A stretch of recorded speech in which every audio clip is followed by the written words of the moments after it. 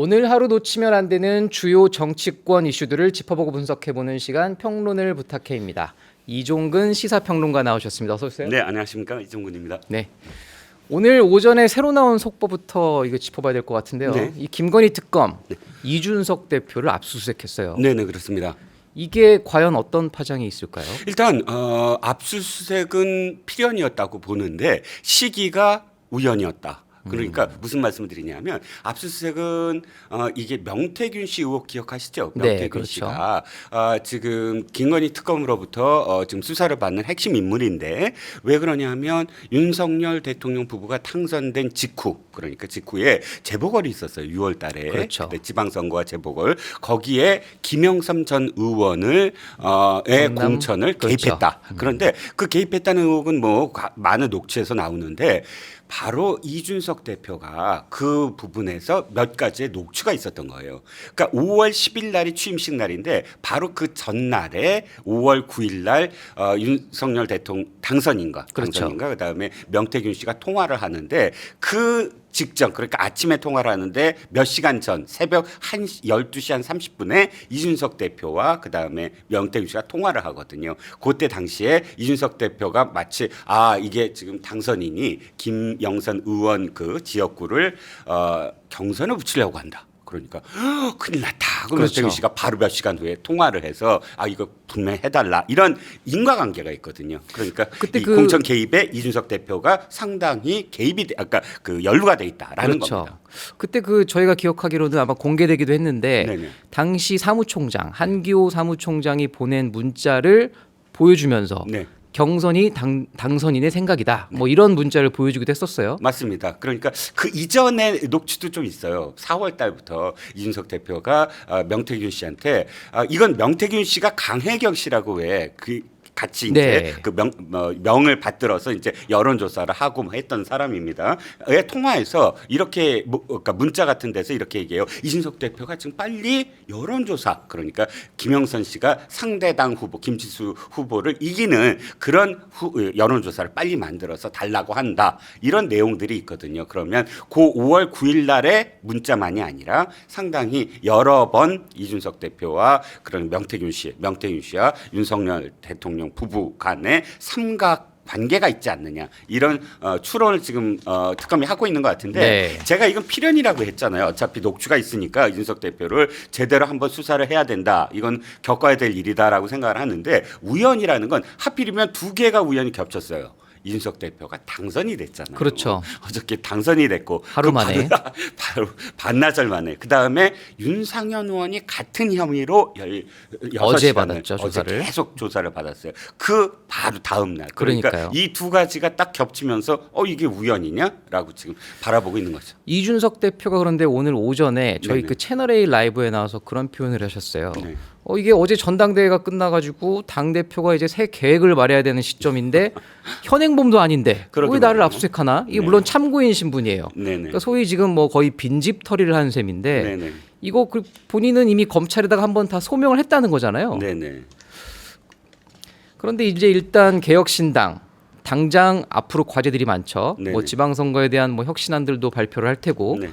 그런데 이번 이 당 대표의 어떤 수사 리스크 이거에 대해서 당이 어떤 스탠스로 좀 대응을 할 거라고 보세요? 일단 저도 오늘 그 뉴스를 듣고 당 그 관계자하고 통화를 해봤어요. 그랬더니 일단 저 기자들한테나 또 저한테나 참고인 신분이고 겪어야 될 일이다. 어차피 녹취가 있고. 그런데 당시에 당 대표가 공천과 관련돼서 이야기하는 것이 개입은 아니지 않느냐. 그렇죠. 당 대표의 어떤 최종적인 권한, 공천 등 당의 모든 사무에 대한 최종 권한이 당 대표한테 있으므로 이게 공천 개입의 어떤 주범이다 이렇게 할 수 있는 일이 아니니까 그렇죠. 일단은 그런 녹취와 관련돼서 상세하게 한번 수사를 받는 것은 참고인으로 충분히 겪어야 될 한 번의 통과 의례다. 통과 의례처럼 이렇게 겪어야 될 지금 수사다. 이야기는 합니다.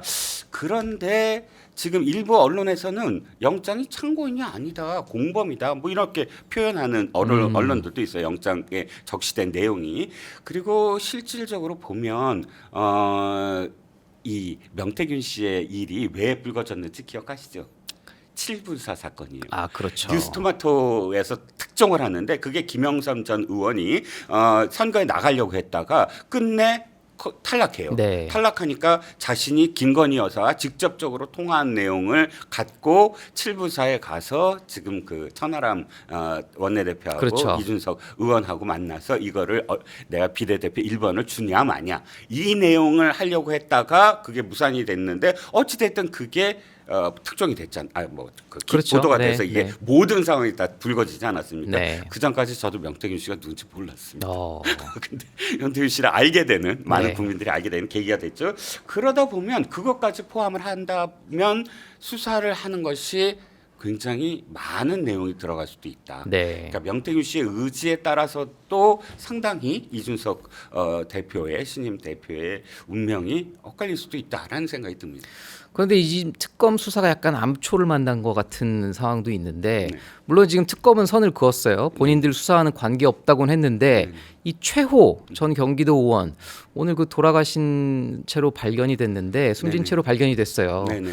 이분이 이제 또 평택시장 선거 때 2022년 지방선거 때 공천을 받으면서 그때 좀 논란이 일었던 분 중에 한 분이시거든요. 맞습니다. 그리고 김건희 여사가 개입이 됐다라는 이야기가 많았고 지금은 우리가 의원이라든지 또는 뭐 지자체장이라든지 이런 그쪽에 그러니까 광역이라든지 이런 쪽에만 관심을 두고 있는데 사실 이 최호 고인이 된 최호 전 경기도 의원도 당시에 그러니까 윤석열 네, 대통령과 그렇죠. 김건희 여사의 예. 공천과 관련된 많은 기사들이 또 나왔었거든요. 네. 지역 언론에서도 나왔어요. 맞아요. 그래서 그때 당시에 좀 무리하게 지금 내리꽂는 게 아니냐라는 언론 기사들도 있었고 그런데 어찌 됐든 특검은 부인은 하지만 그럼에도 불구하고 특검과 또는 다른 어떤 수사기관들이 상당히 많은 수사들을 해왔던 네. 것 같아요. 그래서 우리가 거기에 대해서 사실 팔로우를 안 해서 그렇지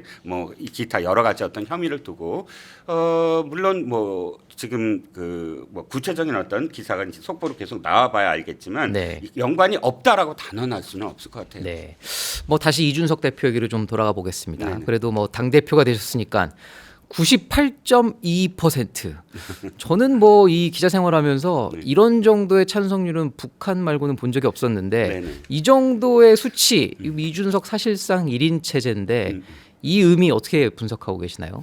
일단 개혁신당이 허은하 대표 파동을 한번 겪었잖아요. 네. 그러니까 허은하 대표 파동은 허은하라는 개인의 문제가 아니라 이 당에서 다른 목소리를 내는 것이 가능하지 않냐의 판가름이었던 것 같아요. 그래서 그 파동이 겪고 난 이후에는 그런 목소리들이 거의 없어지는 게 아니냐. 그러니까 이준석 대표의 개인기로 지금까지 유지돼 왔고 앞으로도 그럴 것이다라고 국민들은 생각할 수밖에 없고 또 한 가지 네. 천아용인 기억하시죠? 아, 그럼요. 천아용인. 그렇게 천아용인이라는 말이 나왔을 때는 이준석이라는 혼자 이렇게 그 독불 장군이 아니라 그래도 하나의 세력, 젊은 소장파, 국민의힘 내부에 있을 때 이들이 소장파로 불렸잖아요. 그렇죠. 개혁파로 불렸고 그런데 이 사람들이 일단 다 제각각 갈 길을 가고 물론 그중에 이기인 천하람 이 두 사람은 이준석 대표의 당으로 남고 나머지 두 사람은 또 엇갈리는 민주당과 국민의힘에 있는데 이 운명을 보면서 드는 생각이 그러니까 이준석과 함께하는 세력이 안 보인다는 거예요 지금은. 그렇죠. 그러니까 남아 있는 이준석과 함께하는 천하람과 이기인도 그 천하람과 이기인이 국민의힘 내부에 있을 때 자기 목소리를 내던 사람들이 지금 개혁신당에 와서 자기의 어떤 개성, 자기 정치 네. 이런 게 보이나요? 잘 안 보여요. 이준석 대표밖에 안 보이는 상황이죠. 그러니까 개혁신당 내에서 그러니까 이제 비주류였을 때 소장파로서 혁신을 이야기하던 것이 당을 만들어서 그것을 어떻게 실현하느냐에 네. 대한 문제인데 그 실현이 여전히 이준석이라는 정치인의 개인기에 머물러 있다면 그게 98.2%라는 숫자로 우리가 그것을 느낄 수 있다면 그렇죠. 개혁신당이 상당히 미래가 네. 좀 안 보인다라는 겁니다. 이준석 대표 그때 이제 국민의힘 윤리위원회 통해서 당 대표직에서 물러났었는데 네네. 저희가 그 국민의힘 얘기도 최근에 안 해볼 수가 없을 것 네네. 같아요. 우리 당무감사위 대선 후보 교체 시도 책임을 물으면서 네. 권영세 비대위원장 그리고 또 이양수 사무총장이었죠. 네네. 당원권 정지 3년 징계를 청구했어요. 이건 어떻게 보세요? 3년 청구라는 건 어차피 3년이라는 게 이 숫자인 것 같아요. 다음 공천 나오지 마라. 그렇죠. 다음 공천이 딱 3년 후잖아요. 네. 3년 나오지 마라라는 이야기고. 근데 또 윤리위원장은 권영세 전 비대위원장 시절에 선임했던 분인데 네네. 이게 과연 청구한 대로 결과가 나올까요? 근데 우리가 언제부터 이 정당에 이 사람은 누구 때 뽑고 이 사람은 누구 때 뽑고 그래서 누구 때 뽑았으니까 결과가 나오냐 안 나오냐로 지금 이야기가 되고 있는 게 참 슬퍼요. 지금 이 당무위원장도 한동훈 대표 시절에 그렇죠. 뽑은 사람이기 때문에 이 결과가 율준 나왔고, 위원장, 네. 근데 율 위원장은 지금 그 권영세 위원장 때 비대위원장이 뽑았을 했다. 던, 예. 여상원 변호사가 지금 윤리위원장으로 아는데 10년 전부터 제가 이제 같이 패널로 정치에서 네. 정치 패널로 만났고 그리고 제가 여상원 변호사를 이렇게 보면서 굉장히 심지가 굳은 분이다라고 늘 느껴왔거든요. 네. 그런 개인적인 어떤 그런 그 관계에서 여상원 변호사를 바라봤을 때 과연 이것이 이 당무위가 3년을 이렇게 한 걸 윤리위원장으로서 그걸 다 번복할 수 있을까? 쉽지는 않아 보여요. 쉽지는 않아 보이고 지금 누가 뽑았기 때문에 어떻다라고 만약에 그렇게 결과가 나온다면 제가 여변한테 굉장히 실망하는 뭐 나중에 그런 상황이 될 텐데 혹시나 또 결과가 나오면 결과가 그때 한번 또 나오면, 얘기를 해보시죠. 네. 그런데 지금 또 홍준표 이제 전 대구시장이시죠. 네네. 이분이 뭐 대선 끝나고 정계 은퇴하신다고 하셨는데 다시 이제 뭐 SNS 정치를 좀 하고 계시는 것 같아요. 특히 이제 자신이 대선 경선 때 윤석열 전 대통령이랑 붙었을 때 일반 여론조사는 이겼었는데 당원 조사를 지면서 패배를 했었는데 그 책임이 신천지, 통일교 이런 신도들이 조직적으로 당원 가입에 동원돼서 그렇다라는 취지로 말씀을 하시자 권성동 의원은 또 이게 망상이라고 또 반박을 했어요. 이런 좀 집안 싸움 이게 어떻게 전개될 것 같으세요? 자 일단 그런 문제 제기를 누가 하느냐 언제 하느냐가 참 중요해요. 홍준표 전 시장은 당사자였잖아요. 그럼 3년 전에 그러면 3년 전에 이것이 그냥 자기가 덮어둘 일이냐 아니면 당을 위해서 문제를 바로 잡을 일이냐 이건 당인으로서 판단해야 될 문제이거든요. 그런데 자기는 그냥 그때는 덮어줬다라고 이야기를 해요. 그리고 윤석열 대통령에 대해서 그 다음에 시장으로서 찾아갈 때마다 나와서 한동훈 당시 이제 비대위원장을 욕하는 그런 역할을 하는 것처럼 보이고 네. 그러다가 뒤늦게 이제 두 번째 이 경선에서 떨어진 이후에 문제 제기를 하는 건 시기적으로나 그 중간에 어떤 그 과정으로 보나 한번 뭔가 잘못됐다 당에 큰 문제가 있다 한다면 그건 당의 어른으로서 이게 지금 맨날 말씀하시잖아요. 자신은 굉장히 여기에 중진이고 원로 그룹에 속해 있고 뭐 이렇게 말씀을 하시면 그만큼의 어떤 무게를 하셨어야 되는데 네. 자신의 어떤 이익에 따라서 문제 제기를 하는 것처럼 보여서 그건 좀 문제가 있고 그런데 이 문제는 사실 이번에 불거진 건 아니에요. 그렇죠. 그 이전부터 계속 얘기가 나왔고 또 여론조사 그러니까 그 당의 어떤 그 경선 결과를 봤을 때 이건 좀 이상하다 하면서 특히 신천지와 관련해서 노컷뉴스가 국민의힘 계열 정당에 많이 이 당원 모집을 했다라는 그런 당시 그 신천지를 지금 집어넣게 한 당직자의 인터뷰로도 한번 기사가 나왔었어요. 근데 이게 크게 이렇게 그 확산되지 않아서 그렇지. 그러니까 이 문제들은 전 개인적으로 봤을 때 왜 이게 됐냐. 빌미를 줬어요. 당 지도부가 3년 전이나 지금이나 대통령 경선 즈음해서 꼭 책임당원의 기준을 완화시켜 버렸거든요. 그렇죠. 그 한번 원칙을 세우면 그 원칙을 계속 밀고 나가야 되잖아요. 당원 당규였으면 당원 당규를 밀고 나가야 되는데 과연 무엇을 위해서 그때나 지금 이번 대통령 선거나 책임당원을 3개월 당비를 납부하는 거 갑자기 1,000원만 내도 된다. 그래서 1,000원 당원 이렇게 표현하는 그러니까 이게 계속 의혹이 남을 수밖에 없고 이왕 문제 제기가 됐다고 한다면 이건 저는 수사를 통해서 정말 제대로 한번 까봐야 된다. 네. 왜냐하면 통일교도 아시다시피 문자가 있잖아요. 네. 그러니까 그 당사자들끼리의 문자가 있으니까 이왕 이렇게 된 것 진실 여부를 가려야 된다고 생각합니다. 네. 저희가 뭐 라이브로 진행 중인데 우리 묻지마님이 또 이거 라이브 아닌지 물어보시는 댓글도 달아주셨어요. 저희가 그 준비한 게 좀 많긴 한데 네네. 오늘 이거를 짧게 좀 얘기하겠습니다. 안 짚어보고 갈 수가 없어요. 최동석 인사혁신처장이죠. 이분 과거 발언이 이게 방송해도 될 정도인가 싶을 원색적인 표현들이 많아요. 저희가 좀 정리를 해봤어요. 문재인 전 대통령에 대해서는 완전 멍청한 인간이거나 윤석열 전 대통령을 후계자로 생각한 거다. 23년에 유튜브 나와서 이렇게 말씀을 하셨고 지금 수감 중인 조국 전 혁신당 대표에 대해서는 무능한 사람끼리 논다. 이 막말 논란이 이어지는데 인사혁신처장 이런 말씀을 하셔도 됐던 걸까요? 이게 공직자로서 좀 부적절한 게 아니냐 이런 지적들이 나옵니다. 그러니까 수많은 정치인에 대해서 다 평을 하셨더라고요. 그래 이 사람의 이분의 사람에 대한 보는 어떤 인물관을 우리가 알 수가 있어요. 그 뭐 때문에 이런 사람들이 어떻게 분류가 되나. 네. 딱 이분의 어떤 관점은 제가 보기에는 이재명 대통령한테 도움이 되느냐 아니면 도움이 되지 않느냐 이것으로서 인물을 다 평하는 것 같아요. 제 느낌에는. 자 오늘 또 저는 이런 얘기를 들었어요. 왜 형수에게 보낸 욕설 있잖아요. 네. 그게 국정원의 조작이다. 이거는 뭐 개인 의견이시니까요. 아니.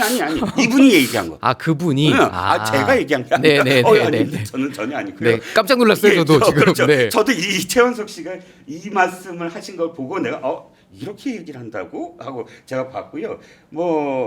이건 거의 국정원 만물 개입설이잖아요. 그러니까 욕설부터 또는 뭐 네 개의 그 혐의 지금 전과 네 개의 혐의도 전부 다 이해할 수 있는 국민이 모두 다 납득하고 받아들일 수 있다. 이렇게 이야기하면 그럼 앞으로 인사혁신처에서 인사의 기준 공무원들 어마어마한 숫자의 공무원들을 다 이 인사혁신처에서 이제 네. 가름을 하는데 기준이 그거 아닙니까? 이재명 대통령한테 얼마나 충성하느냐. 그러니까 우리가 알 수 있는 건 이분의 어떤 인물평을 보면 그래서 이재명 대통령이 물론 차관급이고 그렇죠. 무조건 임명이 돼서 지금 네. 일을 하고는 있지만 청문회가 있는 것도 아니고 그렇죠. 임명이 다 끝났지만 그럼에도 불구하고 앞으로 두고두고 부담스럽게 계속 비판을 받느냐 아니면 조기 진화하느냐 네. 이거는 대통령께서 판단을 하셔야 될 것 같습니다. 한번 저희가 지켜봐야 될 것 같습니다. 네. 저희가 마지막으로 하나 이것만 좀 여쭤보고 싶은데 그 조국 전 대표 사면설이 지금 최근에 나오고 있어요. 그런데 이분이 어떻게 보면 친문 진영의 핵심이었고 차기 주자로까지 거론되는데 이재명 대통령이 과연 사면을 할까요? 아니요. 안 할 거라고 보세요? 안 할 거라고 봅니다. 왜냐하면 1년이에요. 지금 약간 2개월밖에 안 됐어요. 지금은 이재명 대통령이 정말 자기가 하고 싶은 거를 드라이브를 걸어야 돼요. 자기 중심으로 이슈가 나와야 되고 그런데 지금 조국 대표를 만약에 사면하면 어떻게 되겠습니까? 지방선거를 앞두고 있어요. 선거가 멀지도 않아요. 제가 듣기에는 조국 혁신당의 호남 쪽 지방선거 이 후보자들이 줄을 서고 있다라고 들었거든요. 그러니까 만약에 조국 대표를 만약에 이번에 사면을 한다, 그러면 아주 적극적으로 지방선거에 깃발을 들 겁니다. 그래서 호남에서 만약에 승부를 건다, 그러면 이재명 대표가 상당히 지방선거의 결과를 갖고 나머지 한 4년을 사실 또 버텨야 되거든요. 그러면 이게 주도권을 뺏겼다. 호남이 조국 혁신당한테 조국 혁신당에 회초리를 줘서 민주당을 회초리를 맞게 했다. 이렇게 결과가 나오면 드라이브 걸 수 있겠습니까? 그리고 벌써부터 2인자 얘기가 나오기 시작할 거예요, 아마. 그렇죠. 승계가 아직 100일밖에 안 됐는데. 100일밖에 안 됐는데. 그죠?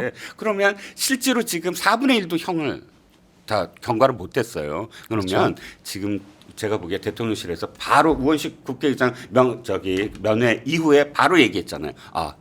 사면은 대통령의 권한이다. 그렇죠. 저는 이건 진짜 대통령의 속내라고 봅니다. 네, 지금까지 말씀 감사합니다. 우리 이종근 시사평론가 만나봤습니다. 고맙습니다. 네.